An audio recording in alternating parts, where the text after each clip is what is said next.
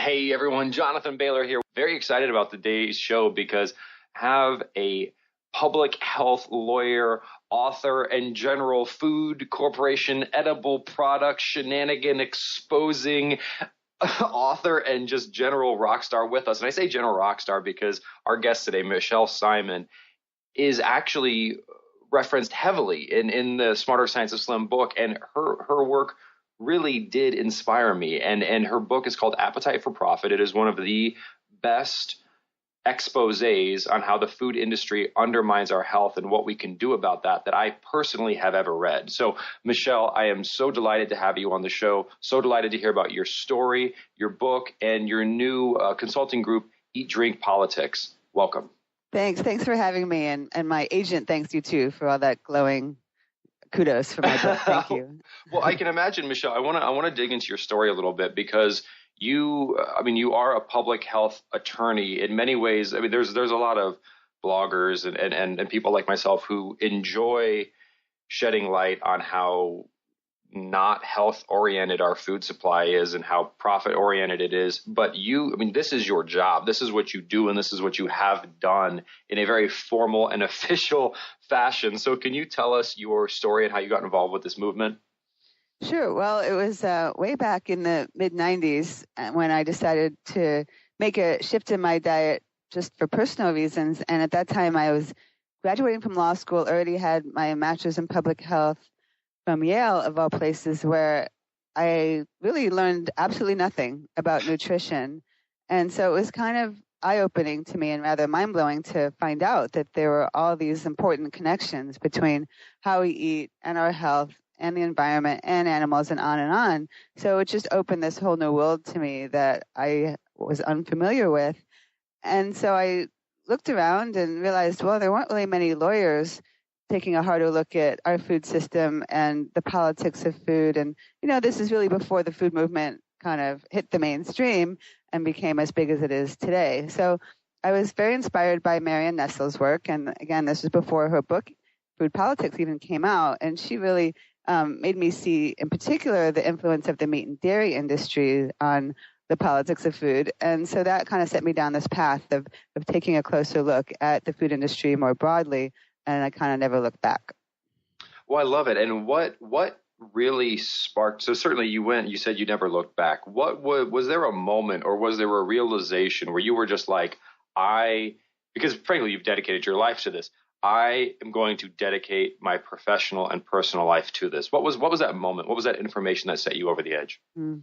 Well, I guess it was discovering that a mostly plant-based diet is really what is optimal for our health. And yet, even though the science all reflects that, our food environment certainly doesn't, and our very own government doesn't reflect that science.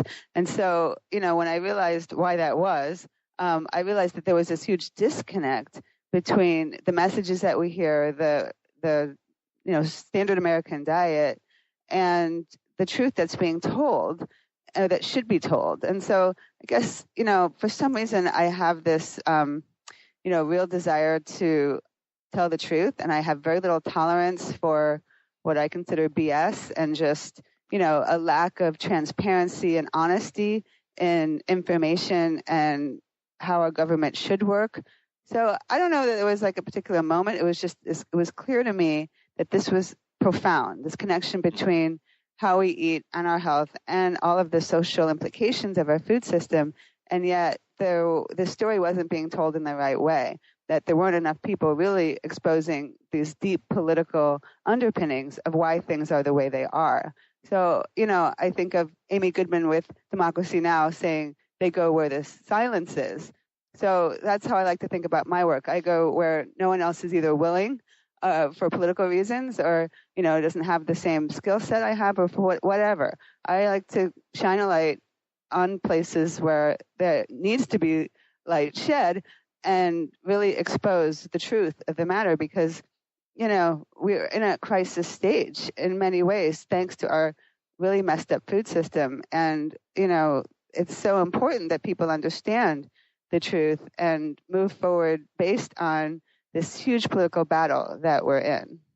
And Michele, one thing I'd love to, I'm going to be a little greedy here because this is for my own edification, if nothing else, my own information, but I know our listeners will find it useful as well. An area that continues to just make my blood boil, that I know you've done a lot of work on, so I want to focus on, is the interaction between the food industry and young people, specifically children, specifically while in schools, because we can all debate about what adults should be or not be allowed to do and regulations on adults and yada, yada, yada. But when we get into kids and we get into school settings and we get into places where in some ways we're almost forcing small people to do things that will cause irreparable damage to their health and happiness, can you just tell us about what's going on in that world? Because that's just getting out of control. Yeah, well, you're right. I mean, when it comes to just thinking about where we should start and trying to fix our very unhealthy food system and the food environment that people live in, there's no question that children's health should be paramount, and schools, of course, are a critical setting in which children eat. And sometimes most of their meals, when it comes to low-income children, most of their meals are coming from a school setting.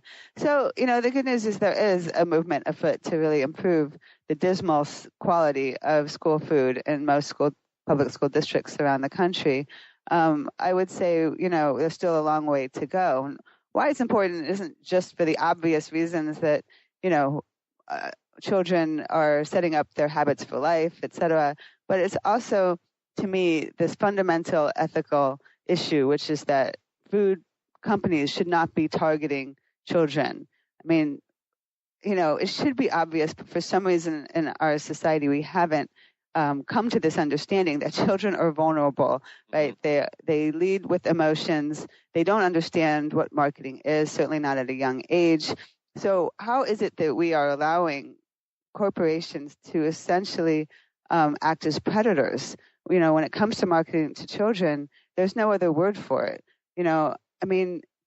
So what's happening is we have this crisis on our hands, and companies are targeting children at younger ages because they have to compete, right, with their competitors. So Coke and Pepsi need to make sure that they get to a child at a young age as possible to ensure brand loyalty for life. Same thing with the fast food industry, right? Whatever food company is, they've got a competitor. They've got to make sure they get the kid hooked on their brand and not the other guy's brand.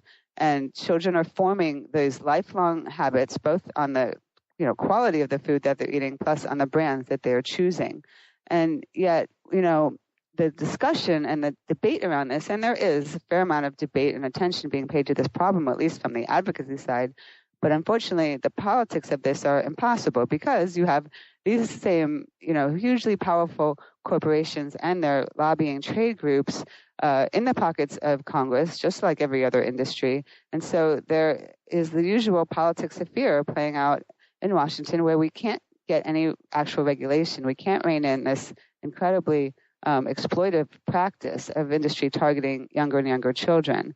And so, what we're trying to do instead is put pressure on the companies themselves to stop engaging in this unethical behavior. Well, and Michele, why do you think? So we don't. I also love the approach of starting with children, because it seems like that's the area we can all most agree on. Because there's, again, you're the attorney here, but it appears that there is pretty clear legal precedence to saying like you cannot advertise cigarettes during Saturday morning cartoons, and you cannot advertise alcohol during Saturday morning cartoons. And in fact, even if you use a cartoon camel in your ads, we'll still be like, really? But why? I mean, it is just rampant. I mean, actually just recently, I think Coca-Cola released this beverageinstitute.net website, which is just like screams of the old Tobacco Institute. And it's this, I mean, why is this hard? Because, I mean, we've seen this happen with cigarettes. We've done it successfully with cigarettes. And now all the work that's being done around the addictive nature of added sweeteners. I mean, is it, well, maybe it's just a matter of time, or what are your thoughts? Well, where to start with unpacking all that? So first of all, actually, we have a law in the books to say tobacco advertising is not allowed on TV, period. We don't have any laws regarding alcohol ads. But the difference is, food is legal for children to consume. So, I mean, there's a clear distinction there, at least under the law. Basically we can restrict advertising to children for things for which it's illegal for them to consume. The same, is not true, obviously, for sugary cereals and the like. However, there is still a legal approach, which is to say deceptive advertising is really not allowed under the law. And yet we don't have anyone really pushing the envelope when it comes to bringing legal cases to get that in precedent. So what I'm trying to say is there's no question that it's probably illegal, and I've written about this, as have others, that in other words, it's not First Amendment protected speech. So one of the food industry's best arguments or political covers really is to say, well, we have a right to market to children because of the First Amendment, right? Free speech allows us to market. Well, actually, there are limits to free speech, and one of them is you can't market deceptively. And certainly if a child can't even understand what advertising is, that's deceptive advertising. But even though I've said it and other lawyers have said it, we need a court to say it. So that's really what I'm hoping will happen in the future, that we'll get that, codified in the law. And then really we're going to have a very different situation on our hands, because companies won't be able to target young children because the law says they can't. Unfortunately, we're just not there yet. And again, this is partly for political reasons, because our federal government isn't willing to take that stand. But also there are certain, legal challenges to even getting that through into a court decision. But, also I have to say there's still this political, or I should say sort of public opinion problem. It's obvious to you and me, but unfortunately there's a lot of rhetoric out there along the lines of, well, the 7-year-old isn't driving herself to McDonald's, and why can't parents just turn off the TV? And, there's a lot of this thinking around it's just all up to parents, right? And so that's another reason it's really hard to even have some of these conversations, because we get distracted with this idea that it's either all up to parents, or it's the corporation's fault. And, I am really tired of that false dichotomy, because why can't both things be true? Of course, parents have a responsibility with, being a good role model for their child, making sure that it's the best they can, that they're eating healthfully, et cetera. But, a parent also has a responsibility to make sure his child doesn't run out into the street, and yet we have, speed limits and speed bumps in neighborhoods and so forth. So in other words, it's a collective responsibility for society to support parents in doing the best job they can. And right now we have the opposite situation, which is that corporations are undermining the role of parents, getting in between the parent and the child, and the federal government is just letting it happen. And Michele, I think you hit the nail on the head. I mean, you hit many nails on the heads during that.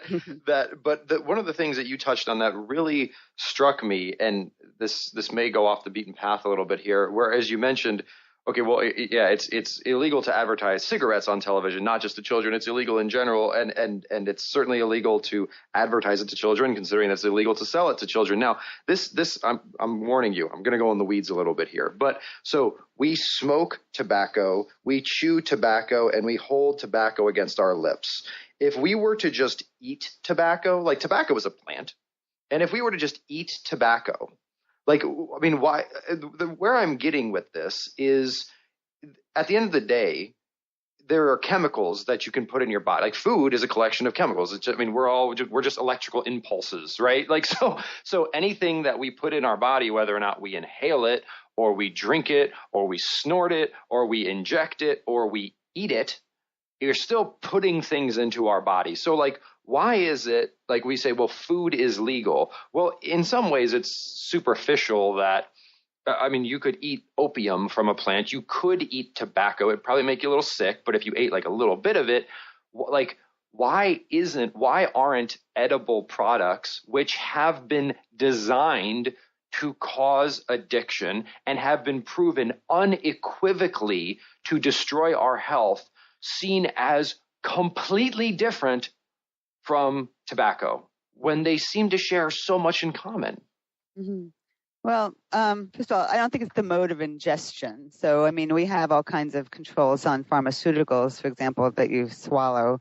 So I don't think it's that exactly that makes it distinct. But, food is just way more complicated than drugs per se. And it's certainly true the science is emerging that sugar and other components of food may have addictive qualities. But, I think we're a long way off from treating sugar or other ingredients in food or whole foods, or not whole foods, but, foods like soda and other junk food. I think we're a long way off, and I'm not sure we ever will get to the point where we regulate those things like we do drugs or like we think of as tobacco. And I'm not sure that we want to go there. I mean, I think there is a balancing act to play in terms of regulation. If we cross over that line too far, there's a big backlash. People don't really I've never really been an advocate of prohibiting food, in the way that you're describing. I think that's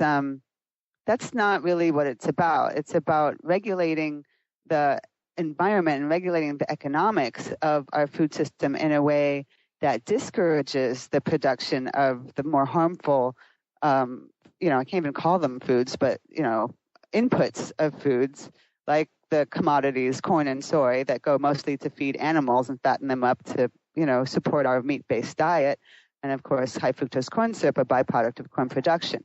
To me, it's really more about the economics of the inputs into our unhealthy food system that make the least healthy foods cheap and available, and shifting that into a way that promotes more healthful products. That is what I advocate for. Oh, absolutely. And I apologize if my implication was not to be that we should ban or outlaw really any kind of edible substance, but rather there just seems to be a literally dichotomous view of tobacco, because of these characteristics, is very clearly and universally treated this way, and things which are not completely benign, like spinach, for example, shares very few characteristics with tobacco, whereas refined, processed Coca-Cola and Cheetos, and if we look into what's being done with foods to stimulate certain receptors in the brain, for example, saying that it is okay to not have warning labels on these substances, to sell them in schools, and for our government to subsidize them, seems in such sharp contrast with, could you imagine if we would ever sell tobacco that's subsidized in schools? We would never do that. So why? There's just such a sharp contrast. Do you see what I'm saying? Yeah, no, I totally hear you. And a couple things. I mean, things have shifted over time. I mean, you may be too young to remember when there was smoking allowed on airplanes. But, we've had a huge shift in what's called cultural norming when it comes to cigarette smoking. And that's large thanks to the tobacco control movement that has gotten us things like bans on indoor smoking.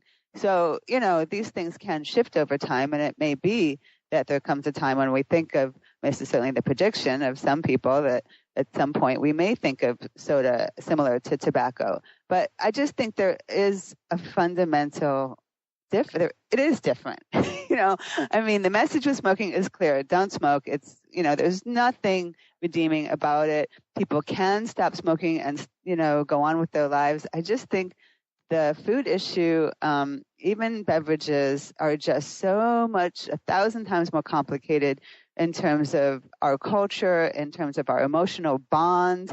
I mean, the food industry has done a very good job of making these emotional ties to these products. I mean, they've put people drinking a Coke under CAT scan and see, the parts of their brain light up that have nothing to do with just, consuming sugar, but are more about emotional triggers. So, when they do blind taste tests, people have a different reaction to Coke than when they see that it's Coke. So there's something very deep going on there. It's not to say that those same types of brand emotional bonds weren't developed with tobacco and still are, but I just think we're talking about a much more complicated issue with food and beverages, partly because there's 1,000 different types of food and beverages that people form these different emotional bonds to. So it's just complicated. Oh, it's certainly complicated. And in some ways, I certainly, I think at least for me, one of the key distinctions is when we say food, is about, I'm curious about your take. When we say food is required for life, we can't not eat. Everyone, and certainly there are rich emotional ties to food. The question is, I don't think anyone's talking about food. I think what we're talking about are the edible products and things that didn't, I mean, certainly people enjoyed food and had cultural norms around food for 1,000 years ago, 500 years ago, when we were eating more foods and not edible products. So, I mean, isn't there a pretty clear distinction between if you can find it in nature, it's different than if you can't? Right. Well, I'm with you there. We share that philosophy, and I don't even like using the word food to describe, what we're talking about. Like, I like to say, when you walk into a supermarket, you have to hunt down the food, because it's certainly not obvious when you walk in. Most of what's in there is not food. So, and it's not that long ago. It's more like 100 years ago that we were eating much less industrial processed food products and much more real food. So it's really in the blink of an eye in the course of human evolution that we have completely changed the way we eat. And, so can we go back to a time when that was different? I mean, of course, I'd like to think so. And there is a movement to encourage people to eat more. We have to use all these qualifiers now, right? We have to call it real food or whole food, or, we can't just say food because we don't have a clear understanding of what food is. The very definition of food has changed. And, it's sad to me. Why, I remember many years ago, my father asked, why is there a health food aisle in the supermarket? Right? I know. And that was like 30 years ago he figured that out. It's crazy that we have to make this distinction, but that's where we're at, because we have a system based on profit motive, and we have corporations that have taken the natural, foodstuffs, the source ingredients, and then pulverized them, added chemicals to them, removed all the actual nutrition, and turned them into a food product for profit motive. So, unfortunately, most Americans have bought into this processed food paradigm.